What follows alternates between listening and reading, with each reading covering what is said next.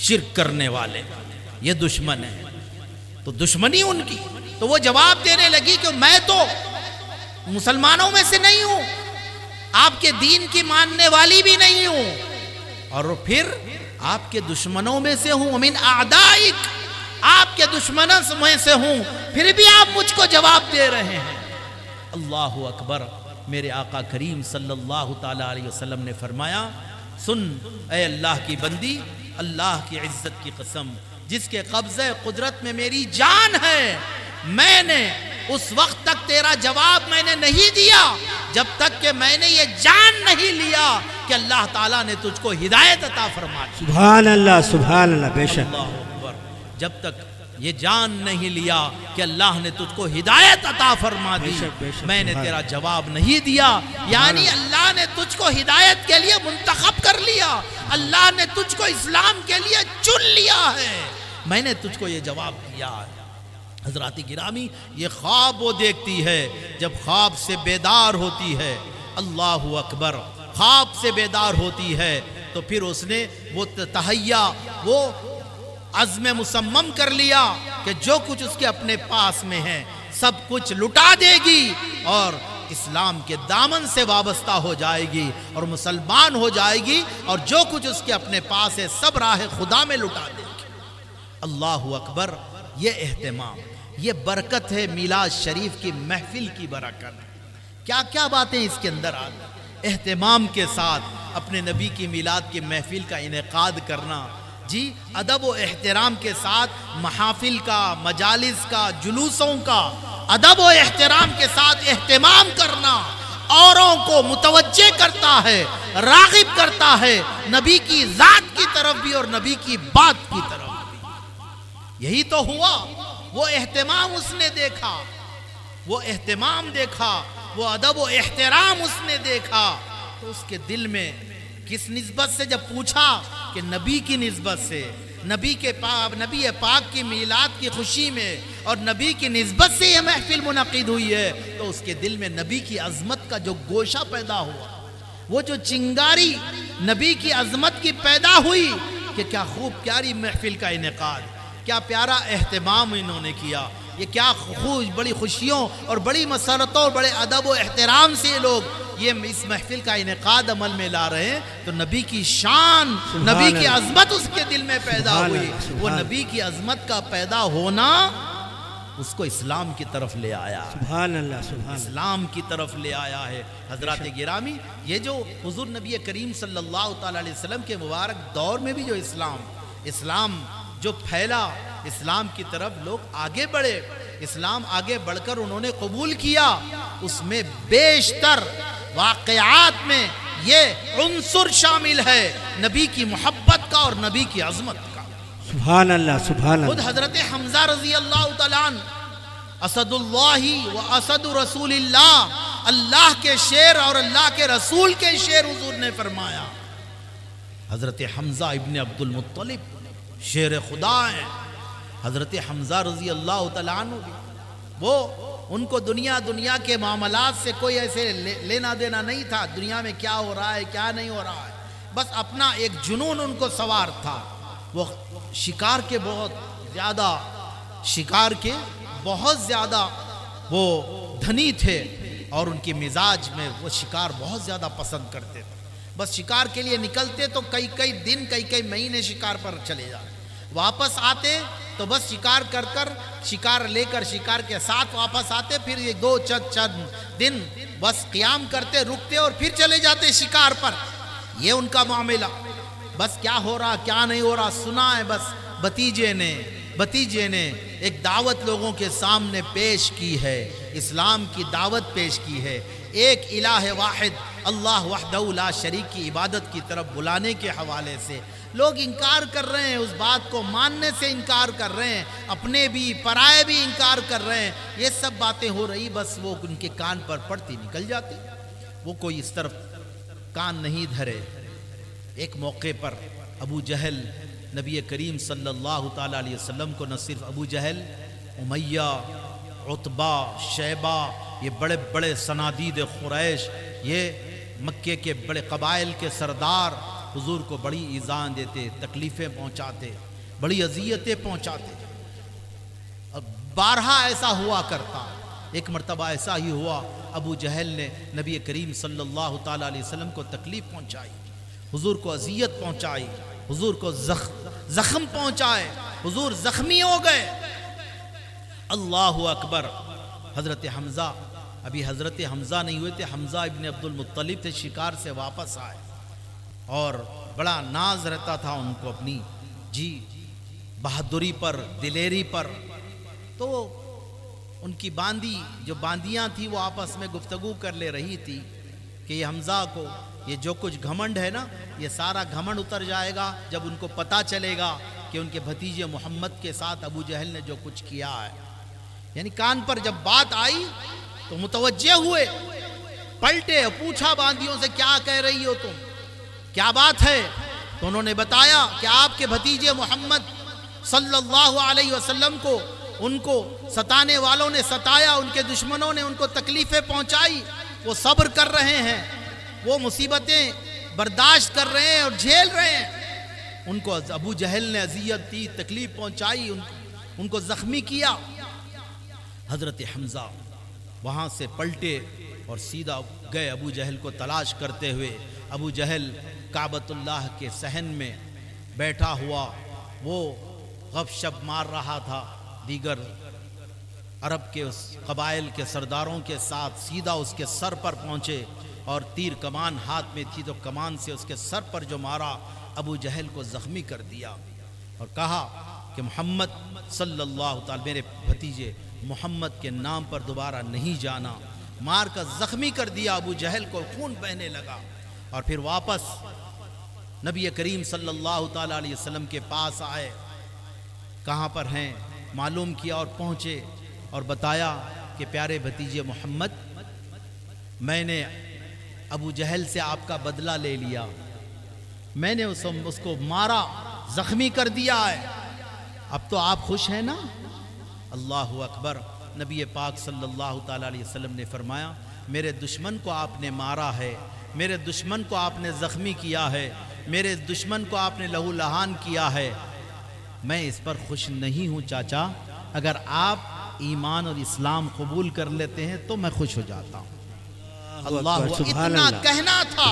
سبحان اللہ۔ حضرت حمزہ فوری مشرف و اسلام پڑھائیے کلمہ اور مجھ کو مسلمان بنا لی۔ سبحان اللہ، سبحان اللہ۔ بے شک یہ یہاں پر ایک بات، حضرت حمزہ حضور کی محبت جو ان کے دل میں تھی، حضور کی محبت کا جو عنصر ان کے دل میں تھا، وہ جب اس پر غلبہ پیدا ہوا، وہ جب اس کے اندر جوش اور ولولہ پیدا ہوا، جس محبت کی بنا پر ابو جہل کے سر پر سوار ہو کر اس کو مار کر زخمی کر کر وہ حضور کے پاس آئے تھے، حضور نے اپنی خوشنودی کی بات کی، مجھ کو راضی کرنے کی بات کرنا چاہتے ہو، مجھ کو خوش دیکھنے کی بات کرنا چاہتے ہو، اگر مجھ کو خوش دیکھنا چاہتے ہو، حقیقت میں مجھ کو خوش کرنا چاہتے ہو، تو دشمن کو مارنے، دشمن سے بدلہ لینے سے میں خوش ہونے والا نہیں، بلکہ آپ اسلام قبول کر لیں تو میں خوش ہو جاؤں گا۔ حضرت حمزہ مسلمان ہوئے۔ حضرات گرامی، یہ معاملات نبی کریم صلی اللہ تعالی علیہ وسلم کی مبارک تعلیمات، وہ تعلیمات کا نتیجہ ہے، حضور کی مبارک ذات کی برکتیں، حضور کا حسن و جمال، حضور کی عظیم تر معجزات کے معاملات جو ہیں، اللہ تعالیٰ نے معجزات عطا فرمائے تو یہ ایک عام خیال لوگوں کو نہ جائے، یقینی طور پر آپ سنتے ہیں معجزات سنتے ہیں کہ اللہ نے وہ مقام، وہ مرتبہ، وہ اختیارات دیے کہ انگلی کے اشارے سے 14ویں رات کے چاند کو میرے آقا نے 2 ٹکڑے کیا ہے، اللہ اکبر، ڈوبے ہوئے سورج کو واپس پلٹایا ہے، حضور کو اختیارات وہ دیے کہ کنکریوں نے حضور کا کلمہ پڑھا ہے، پتھر، پہاڑ، درخت حضور کو سلام کرتے تھے، حضور کے حکم پر عمل کرتے تھے، وہ معجزات کا ایک لامتناہی سلسلہ ہے۔ تو یہ خیال نہ آ جائے معجزات دکھا کر اسلام قبول کیا، اس اسلام کو قبول کروایا ہے۔ حضرات گرامی، نبی کریم صلی اللہ تعالیٰ علیہ وسلم معجزات دکھا کر اسلام قبول کرنے کے حوالے سے آپ کو کتب احادیث و کتب سیر میں نہیں ملے گا۔ ہاں ضرورت پڑنے پر اللہ تبارک و تعالیٰ کی طرف سے معجزے کی طاقت و معجزے کا ظاہر کرنے کا پاور اللہ تعالیٰ اپنے نبیوں کو دیتا ہے کہ معجزہ دے کر اپنی نبوت پر دلیل کے طور پر دیتا ہے۔ سابقہ نبیوں اور پیغمبروں کو بھی اللہ نے معجزات عطا فرمائے ہیں۔ حضرت عیسیٰ علیہ السلام کو بھی معجزات دیے، مردوں کو زندہ کرنے کا معجزہ دیا، بیماروں کو لا علاج جو بیماریاں دنیا میں تھیں ان بیماریوں میں مبتلا بیماروں کو دم کر کر ان کو شفا دینے کا معجزہ دیا۔ جی ماں پیٹ اندھوں کو اچھا کر دیتے، کوڑی کے مریض کو اچھا کر دیتے، اور ان کا وہ اعلان قرآن کریم میں اللہ تعالیٰ نے نقل بھی فرمایا۔ حضرت عیسیٰ پیدا ہوئے اور جب لوگوں کے سامنے اس بات کا اظہار بھی کیا، جی اظہار کیا، وَأُحْيِلْ إِنِّي أُبْرِئُ الْأَكْمَحَ وَالْأَبْرَصَ وَأُحْيِي الْمَوْتَى بِإِذْنِ اللَّهِ میں کوڑی کے مریض کو بھی اچھا کر دیتا ہوں، ماں پیٹ اندھے کو بھی اچھا کر دیتا ہوں، بینائی دے دیتا ہوں، یہاں تک کہ فرمایا وَأُحْيِي الْمَوْتَى اور مردوں کو بھی میں زندہ کرتا ہوں اللہ کی اذن اور اللہ کی اجازت سے۔ معجزات ہر نبی کو معجزات ملے۔ حضرت موسیٰ علیہ السلام کو عصا کا معجزہ ملا، ید بیضاء سفید روشن ہاتھ کا معجزہ ملا کہ اپنے پہلو میں ہاتھ ڈال کر باہر نکالتے تو ہاتھ سے روشنی پھوٹ پڑتی۔ یہ معجزہ نبوت پر دلیل کے طور پر، لیکن حضور نبی کریم صلی اللہ تعالیٰ علیہ وسلم کے معجزات مسلم ہے، معجزات پر ہمارا ایمان ہے، لیکن رسول پاک صلی اللہ تعالیٰ علیہ وآلہ وسلم اسلام کو معجزات کے ذریعے سے نہیں پھیلائے، بلکہ نبی کریم صلی اللہ تعالیٰ علیہ وآلہ وسلم نے بڑی مشقتیں جھیلی، بڑی مصائب و آلام کا سامنا کیا۔ نبی پاک صلی اللہ تعالیٰ علیہ وسلم جی میدان بدر میں اترے، میدان احد میں اترے، معرکوں میں اترے، غزوات میں نبی کریم صلی اللہ تعالیٰ علیہ وسلم بنفس نفیس شریک رہے۔ حضور کا جسم مبارک لہو لہان ہوا، دندان مبارک شہید ہوئے۔ اللہ اکبر۔ طائف کے بازاروں میں جب اسلام کی دعوت لے کر پہنچے تو قوم کے اوباشوں کے پتھروں کی بارش حضور پر برسائی گئی، اتنے پتھر برسائے گئے کہ حضور کے جسم مبارک سر انور سے اور جسم مبارک کے مختلف حصوں سے اتنا خون بہا کہ خون بہہ کر حضور کے نالین میں، حضور کے مبارک اور مقدس جوتیوں میں خون جمع ہو گیا۔ اللہ اکبر۔ یہ سب مصائب اتنے پر بس نہیں، بلکہ وہ آقا کریم صلی اللہ تعالیٰ علیہ وسلم کا بائیکاٹ کیا گیا، سوشل بائیکاٹ، سماجی بائیکاٹ کیا گیا۔ مکے میں خبردار کر دیا گیا، کوئی بنی عبد المطلب کی اولاد، نبی کریم کا خاندان بنو ہاشم جو ہے، ان کو کوئی سودا بیچے، نہ ان سے کوئی سودا خریدے، کوئی ان سے خرید و فروخت نہیں کرے گا، نہ ان کے ہاں کوئی بچی دے گا، نہ ان کے ہاں کی کوئی بچی کر لائے گا۔ اتنے پر بس نہیں، کوئی ان سے گفتگو بھی نہیں کرے گا، کوئی کلام بھی نہیں کرے گا، گفتگو بھی نہیں، کمپلیٹ بائیکاٹ۔ اللہ اکبر۔ کوئی کھانے پینے کا سامان بھی ان سے لینے دینے کا معاملہ بھی نہیں۔ باہر سے آنے والے تجارتی جو قافلے آتے باہر سے، ان کو بھی وارن کر دیا جاتا، خبردار کر دیا جاتا، خبردار ان سے بات نہیں کرنا، یہ جو لوگ ہیں، یہ جو لوگ ہیں، ان سے گفتگو نہیں کرنا، ان سے کوئی معاملات لین دین کا نہیں کریں گے، ورنہ پھر ہم سے برا کوئی نہیں۔ وہ غنڈے مکے کی سرزمین کے اتنا یہ کیے کہ مجبور حالات ایسے بنے کہ نبی کریم صلی اللہ تعالیٰ علیہ وسلم، حضور کا گھرانہ اور بنی عبد المطلب جو اہل ایمان تھے، حضور کے ساتھ میں یہ شعب ابی طالب میں ایک گھاٹی میں، پہاڑ کی بلندی پر، پہاڑی پر، گھاٹی کہاں ہوتی ہے؟ گھاٹی بولتے نا، گھاٹ اور گھاٹی پہاڑیوں میں ہوتے گھاٹی ہے، ایک گھاٹی ہے وہ ابی طالب، شعب ابی طالب اس کا نام، اس گھاٹی کے اندر وہاں چلے گئے، بائیکاٹ کر دیا گیا، اور باضابطہ معاہدہ لکھ کر، اونٹ کے چمڑے پر معاہدہ انہوں نے لکھا، معاہدہ لکھ دیا گیا کہ ان کا کمپلیٹلی بائیکاٹ ہے، ان کے پاس پانی کا ایک بوند بھی کوئی خرید، پانی بھی خریدا اور بیچا جاتا، کوئی ان سے کوئی سودا نہیں کرے گا۔ اللہ اکبر، دانہ اناج پانی ختم ہو گیا، کیا کب تک چلتا؟ پھر چلتے چلتے ایک دن نہیں، 2 دن نہیں، 3 دن نہیں، 3 ہفتے نہیں، 3 مہینے نہیں، 3 سال تک اس گھاٹی میں رسول پاک صلی اللہ تعالیٰ علیہ وسلم اپنے خاندان قبیلے کے ساتھ میں رہے۔ اپنی اہلیہ محترمہ حضرت خدیجہ الکبریٰ پیکر وفا یہ بھی ساتھ ہیں، حضور کی صاحبزادیاں حضرت زینب، حضرت ام کلثوم، حضرت رقیہ، حضرت بی بی فاطمہ رضی اللہ تعالیٰ عنہن اجمعین، یہ سب حضور کے ساتھ ہیں۔ سبحان اللہ، اللہ اکبر۔ اور آپ پر ایمان لانے والے جو تھے، وہ جو چند تعداد جو تھی، وہ بھی اس گھاٹی میں حضور کے ساتھ۔ کیا عالم کہاں تک ہو گیا؟ کھانا پانی ختم، اللہ الصمد، 3 سال کا عرصہ گھاٹی میں کیا ہوتا ہے؟ دھوپ سر سے گزرتی ہے۔ مکے کی وادی میں دھوپ کیسی ہوتی ہے آج کے اس دور میں بھی جانے والا جان سکتا ہے۔ پہاڑی علاقہ ہے، وادی بطحا ہے، دھوپ کی تمازت کیسی، پھر بارشیں ہوتی تو بارشیں کیسی ہوتی ہیں۔ آج بھی آپ دیکھ رہے اتنے ڈرین سسٹم ہونے کے باوجود بارشیں گزری، دھوپ گزری۔ یقینی طور پر بارشوں 3 سال تک، کیا بارش کے موسم نہیں آئے؟ کیا بارشیں نہیں ہوئی؟ کیا دھوپ روزانہ کا اور گرما کے موسم کی دھوپ؟ یہ سب کچھ رسول پاک صلی اللہ تعالیٰ علیہ وسلم نے سہا ہے۔ یہ سارے مصائب و آلام سے گزرے۔ اللہ الصمد، کھانا پانی ختم ہو گیا، عورتوں کے چھوٹے بچوں کے لیے سینوں کا دودھ خشک ہو گیا۔ اللہ الصمد، گھاس پوس جو ہوتی ہے، گھاس پتے، یہ کھانے پر آمادہ ہونا پڑا۔ اور چمڑے جو تھے اونٹ کے اور جو حلال جانوروں کے، ان چمڑوں کو پانی میں بھگو کر نرم کر وہ کھایا جاتا۔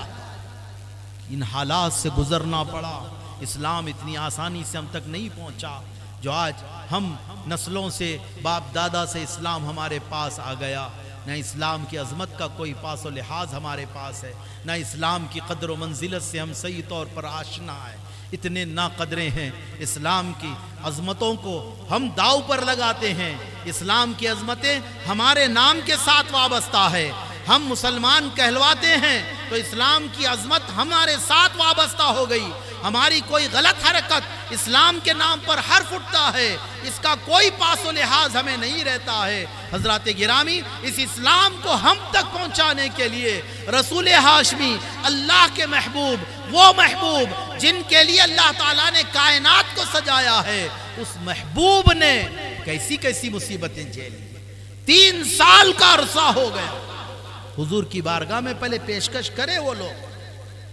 حضرت ابو طالب حضور کے چچا، وہ ہمیشہ حضور کے دفاع میں رہتے، وہ بڑے سرداروں میں سے کعبۃ اللہ کے متولی تھے۔ وہ ان کے پاس آ کر جمع ہو کر انہوں نے کہا کہ اپنے بھتیجے کو کہہ دیں کہ جو اسلام کی اور وحدانیت کے، اللہ کے وحدہ لا شریک ایک اللہ کی طرف بلانے کی جو دعوت دے رہے ہیں، یہ دعوت دینا چھوڑ دیں۔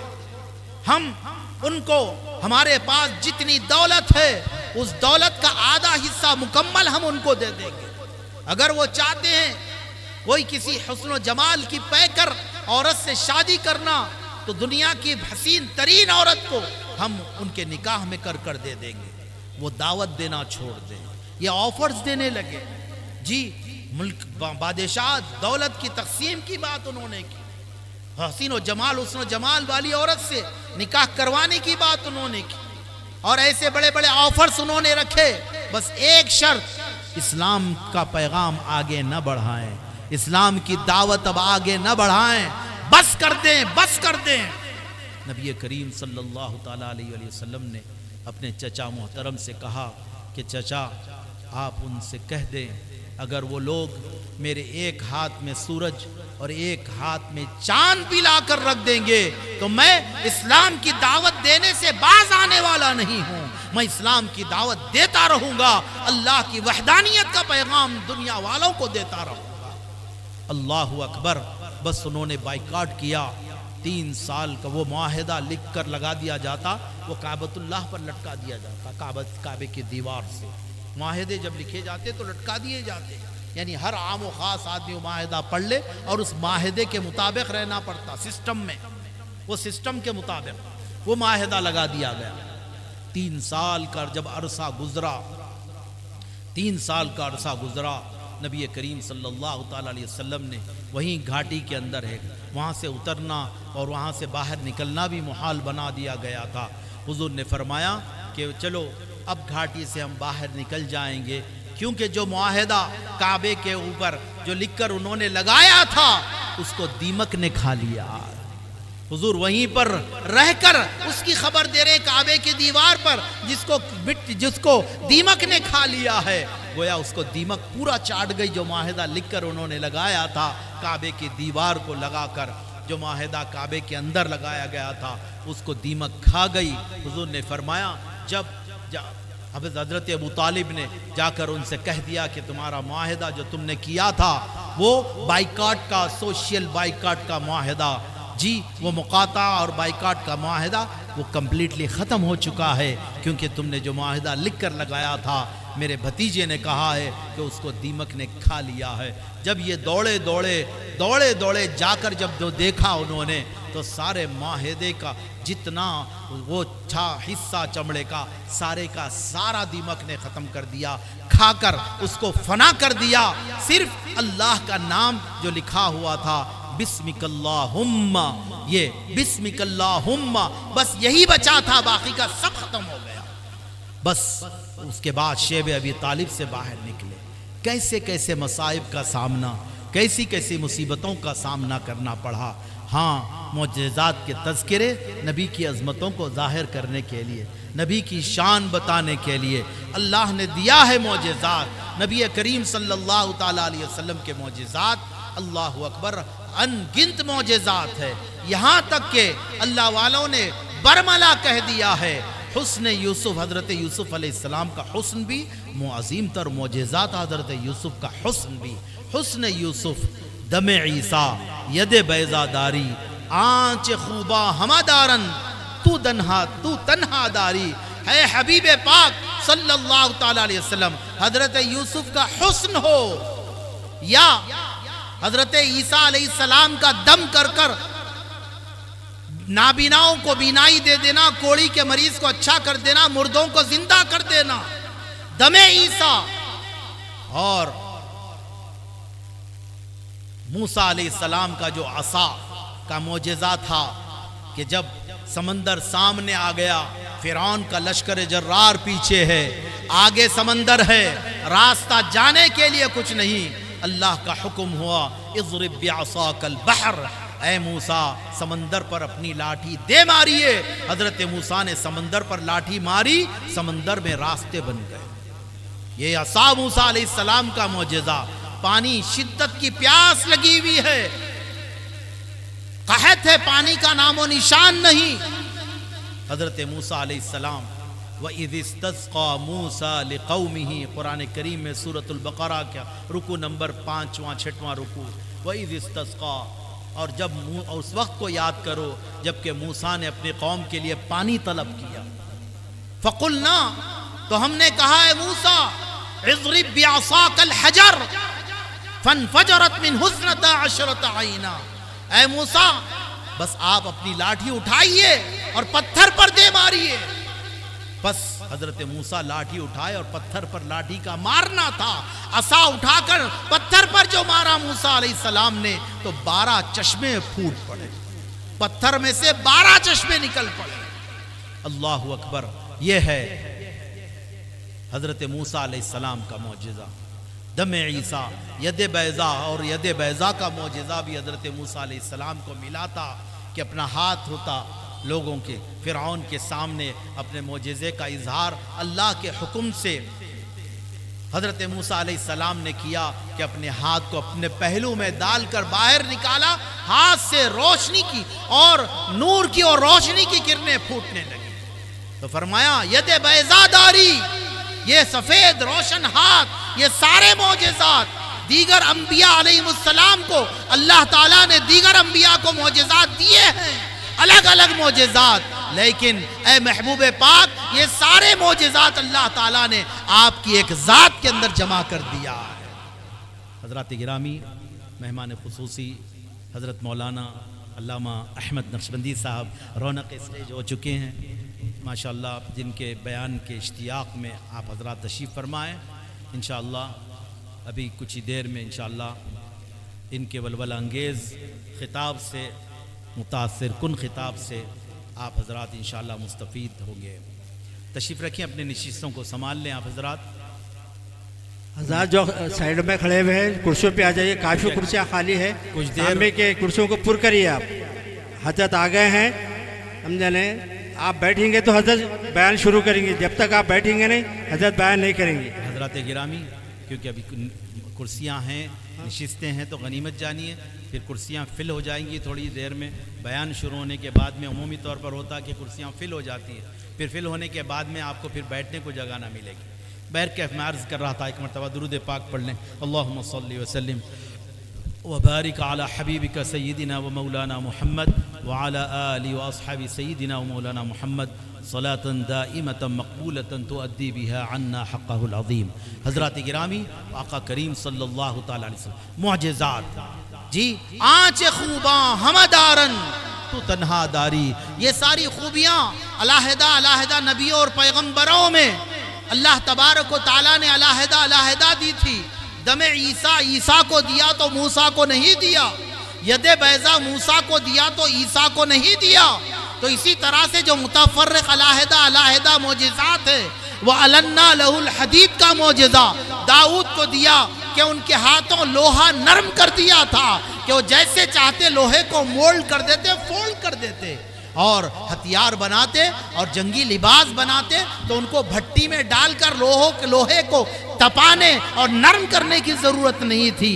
وہ علنا لہ الحدید، اور ہم نے داؤد کے لیے لوہے کو نرم کر دیا تھا۔ یہ معجزہ داؤد کو دیا گیا، موسیٰ و عیسیٰ کو نہیں دیا گیا۔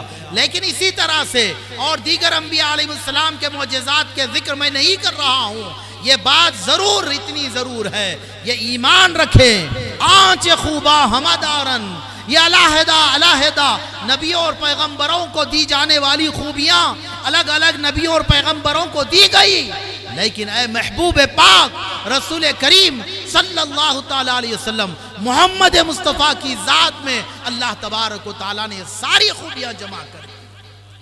حضرات گرامی، تفصیلات میں جانے کا بھی موقع نہیں، خطاب مائے ناز آپ کو سماعت فرمانا ہے۔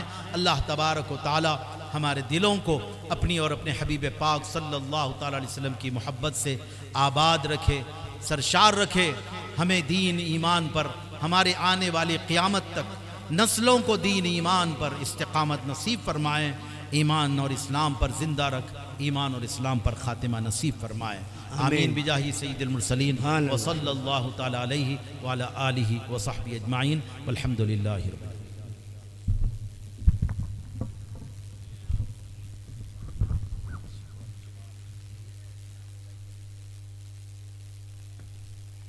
حضرات اپنے اپنے سیٹوں پہ بیٹھ جائیے۔ انشاءاللہ حضرت علامہ مولانا عالم شہرت یافتہ مولانا محمد احمد نقشبندی صاحب آپ کو مخاطب فرمائیں گے۔ آپ تشریف رکھیے، سکون و اطمینان سے تشریف رکھیے اور اپنے دلوں کو جگائیے اور آنکھیں کھول کے بیٹھیے۔